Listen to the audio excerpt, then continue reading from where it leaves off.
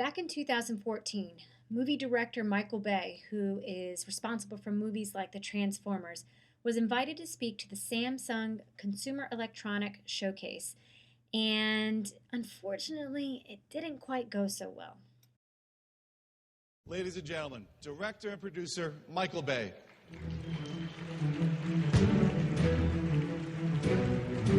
Good afternoon. Thanks, Joe. Good afternoon, Michael. How is everyone today? My job as a director is I get to dream for a living. Michael, you know, you're known for such unbelievable action. What inspires you? How do you come up with these unbelievable ideas?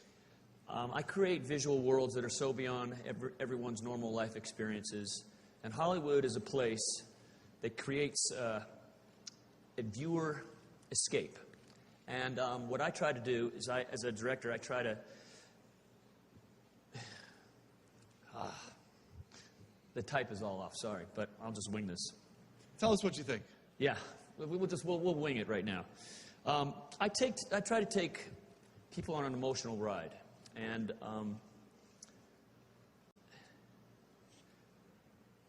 The Curve? How do you think it's going to impact how viewers experience your movies? excuse me, I'm sorry. Okay. Ladies and gentlemen, let's thank Michael Bay for joining us. Oh my gosh, it was so bad. So apparently, what had happened was he wrote in his blog in 2014 that he was so excited to speak that he just started coming out and talking, forgot that the executive vice president was supposed to lead with a question.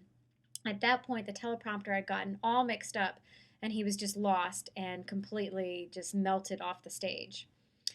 He said that, quote, live shows just aren't my thing.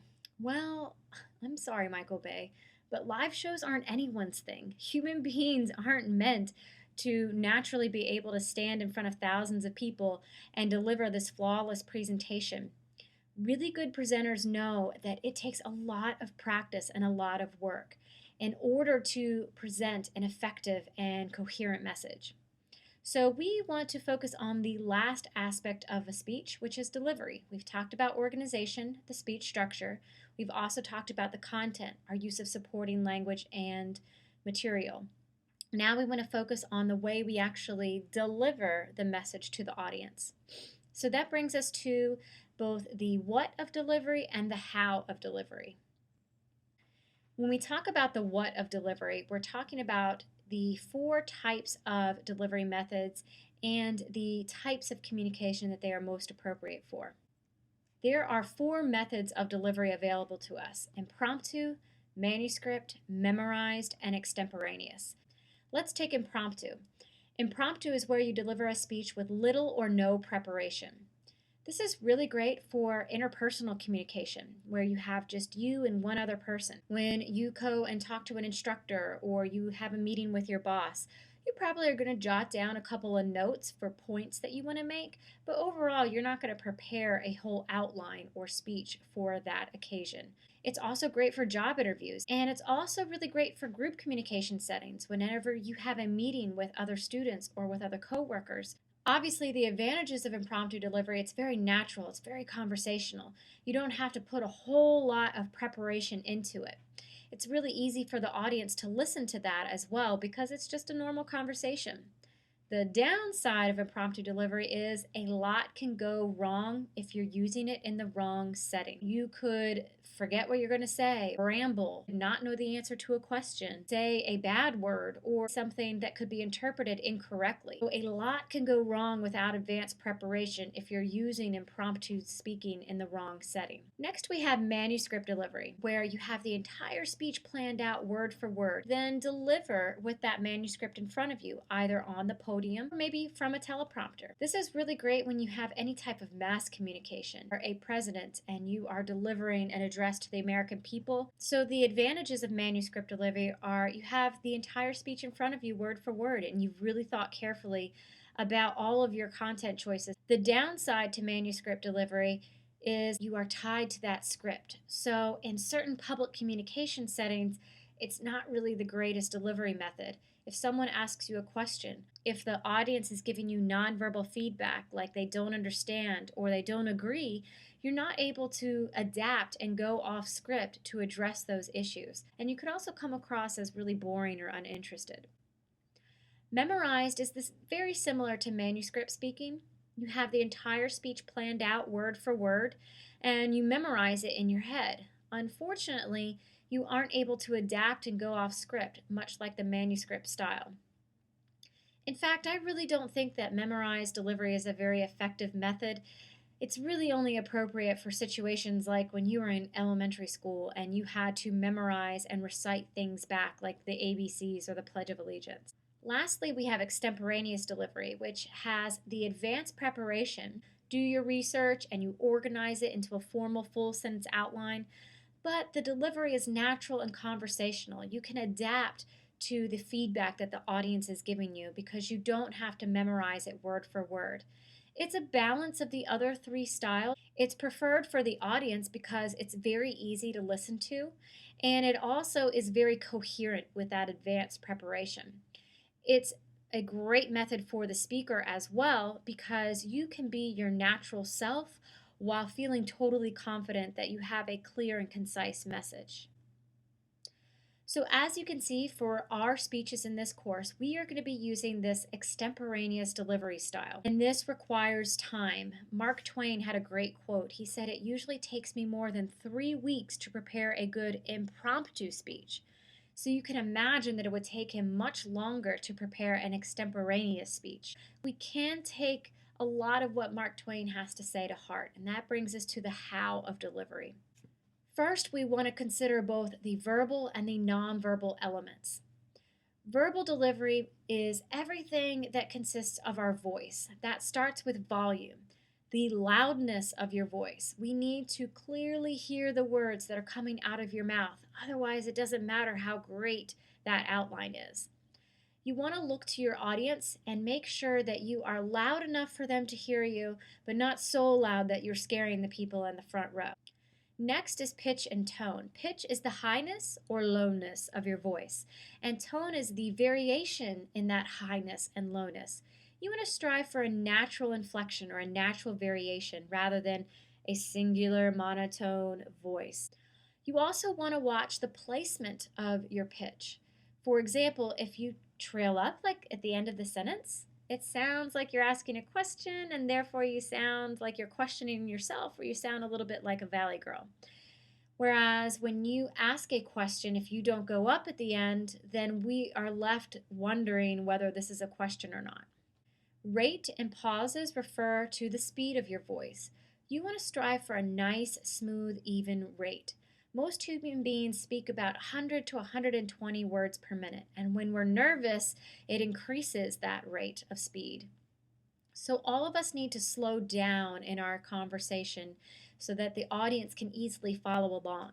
You can use your daily conversations like gym time for your speeches. As you are speaking to people in day-to-day situations, pay attention to how fast you're speaking and try to slow down your rate of speed to allow your brain to catch up. Pauses are a great thing to add in your speech as well. They allow the audience to react to a question or pause for dramatic effect. You want to avoid vocalized pauses, words like you know what I mean, like, whatever. My go-to pauses are, does that make sense? And you know what I mean. Those are the two things that I tend to throw in. A lot of time we put our vocalized pauses at the beginning or the end of a sentence, and that's usually because we either don't know what we're going to say next and we want to fill in the awkward silence that might occur. Again, use your day-to-day conversations like gym time. Try to catch yourself every time you're about to throw your go-to vocalized pause in and just be quiet for a second. Allow your brain to catch up and then continue on. Lastly, we have pronunciation and articulation. We basically need to clearly understand the words that you're saying. So you want to avoid dropping off sounds like the word hunting has a G, not huntin'. And you want to avoid slurring your words together like I'll get you, it's I'll get you. And you want to avoid substitution of letters like the word butter has 2 T's, not 2 D's, butter. This allows the audience to clearly understand the words that you're saying. Now, if you have an accent or a certain way of speaking, we don't need you to change that. We want you to be authentic and be yourself. But we do want to make sure that we understand what you're saying. So, as long as you are speaking loudly and clearly, you should be just fine. Next is nonverbal delivery, and this is everything else, your whole body, and the impression that it is giving off. Often, human beings tend to trust our nonverbal delivery over our verbal. That starts with facial expressions. Your face is basically a mirror to the audience. They are going to reflect back whatever emotion you are showing in your face. So if you come in really bored and really tired, they're going to mimic that behavior. But if you come in and you smile at the audience, they're going to smile back at you. Eye contact is also very crucial.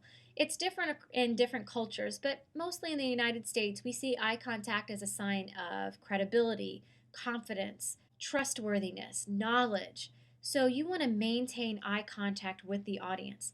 I try to look at the audience across the room and just catch everybody's eye really quickly for a millisecond and span my eye contact across the room, and then I cross back.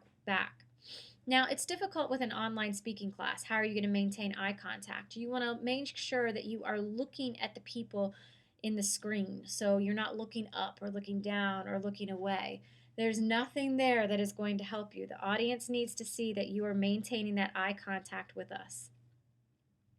Posture and dress is also important. You would stand about 3 feet away from your camera and stand nice and tall. Because we are delivering in a virtual setting, it's okay to stay in one place the whole time.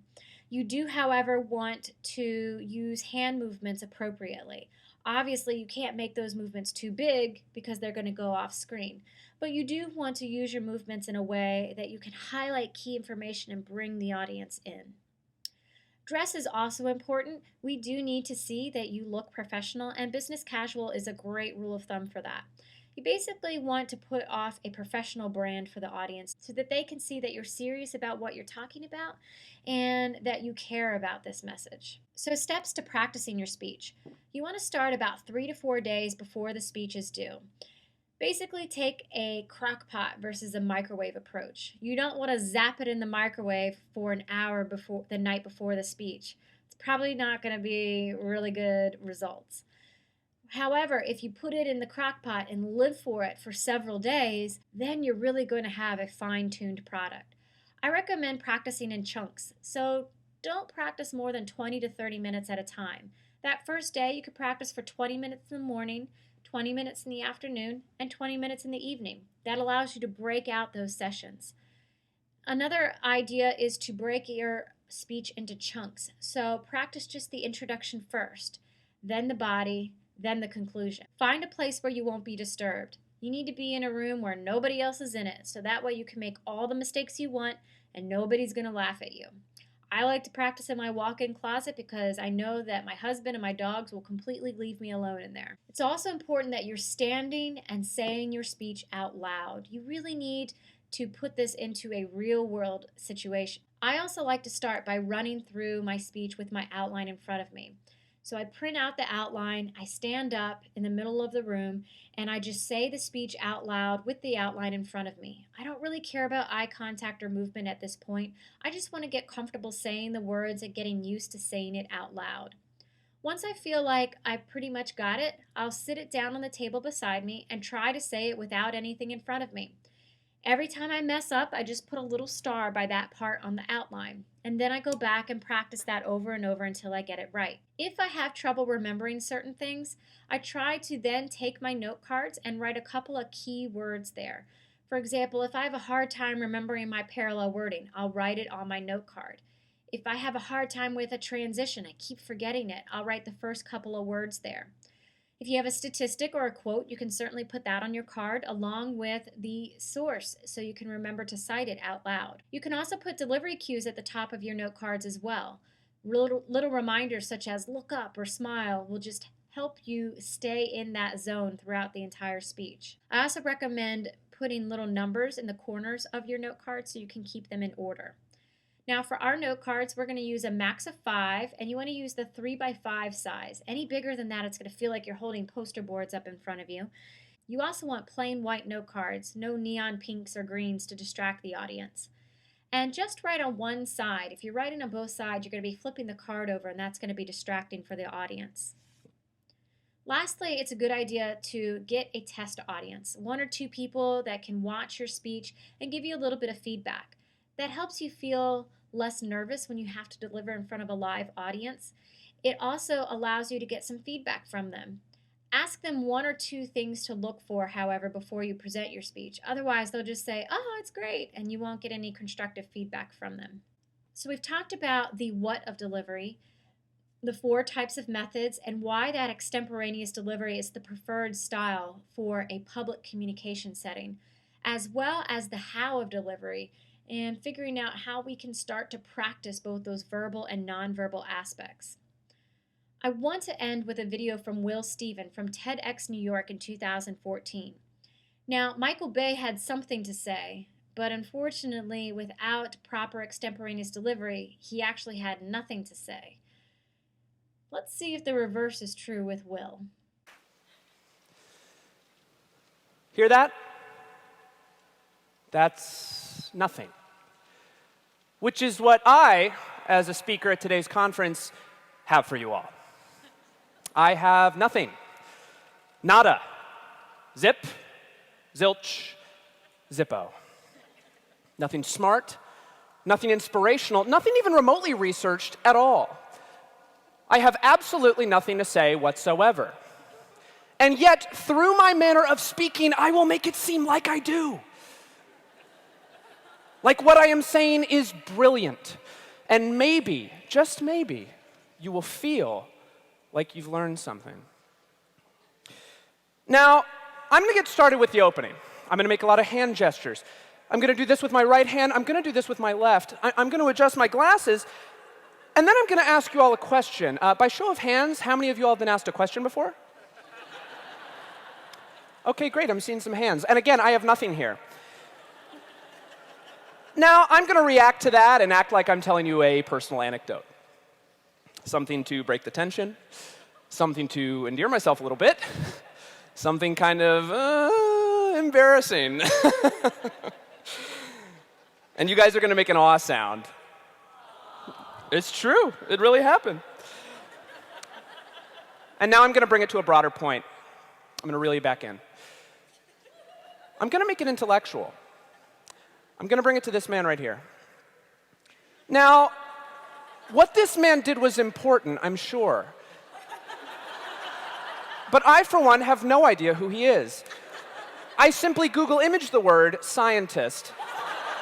And now, you see, I'd like it to seem like I'm making points, building an argument, inspiring you to change your life, when in reality, this is just me buying time. Now, if you don't believe me, let's take a look at the numbers. This is a real thing that's happening right now. The number of talks that I'm giving is 1. Interesting facts imparted thus far in said talk, well, that's going to be a 0. My height in inches is 70.5. Note the 0.5 there. 2 times 6 equals 12. And then interestingly enough, 6 times 2 also equals 12. That's math. 352 is a 3-digit number. 1, 2, 3, 4, 5. And then almost immediately following that, we get 6, 7, 8, 9, 10. Now, to add more filler here, I'm going to give you a couple more numbers to consider. 18, 237, 5,601, 2.6 million, 4, 24, staggering. These are real numbers, all of them. And to follow that up, let's take a look at some graphs. Now, if you take a look at this pie chart, what you're going to see is that the majority far exceeds the minority. Everybody see that? Cool, isn't it? And let's take a look at this bar graph because it shows similarly irrelevant data. Now, I'm doing this because I'd like to make it seem like I've done my homework. If you were, say, watching this on YouTube with the sound off, you might think, okay, this guy knows what he's talking about. But I don't. I'm floundering, panicking, I've got nothing. I'm a total and utter phony. But you know what? I was offered a TED Talk. And damn it, I'm going to see it through. Now, if you take a look behind me, these are just words paired with vaguely thought-provoking stock photos. I'm going to point at them like I'm making use both of my time as well as your time, but in reality, I don't know what half of them mean. And now, as these continue, I'm just going to start saying gibberish. Wagga wah, gabba gabba, turkey, mouth in a mouth, chip, trip, my dog Skip. Rip it and dip it, Richard. I'm an itty-bitty baby bopper, and I'm hungry in my tum-tum. Brad Pitt, Uma Thurman. Names, things, words, and more things. And see, it feels like it might make sense, doesn't it?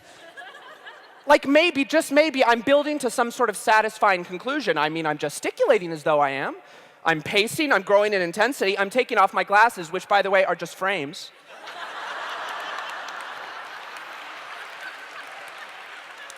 I wore them to look smart, even though my vision is perfect. And now I'm going to slow things down a little bit. I'm going to change the tone. I'm going to make it seem like I'm building to a moment. And what if I was? Amazing, isn't it? What can you do? Life's a roller coaster. You know, if there's one thing you take away from my talk, I'd like you to think about what you heard at the beginning, and I'd like you to think about what you hear now.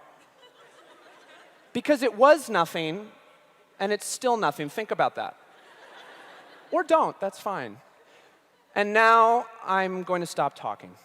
Thank you. So Will's speech was about nothing. However, he used extemporaneous delivery, and he actually had something to say. He exemplified a lot of the verbal and nonverbal delivery methods that we talked about. You could hear him changing the volume and changing the rate of speed, or also emphasizing the highness or the lowness whenever he was trying to point out a key number or a key phrase. He also moved around the room a lot, lots of specific hand gestures and eye contact to really portray confidence to the audience. So it actually took him a lot of time to pull off this speech. And even though he had nothing to say, he actually was a great example of how to deliver when you have something to say.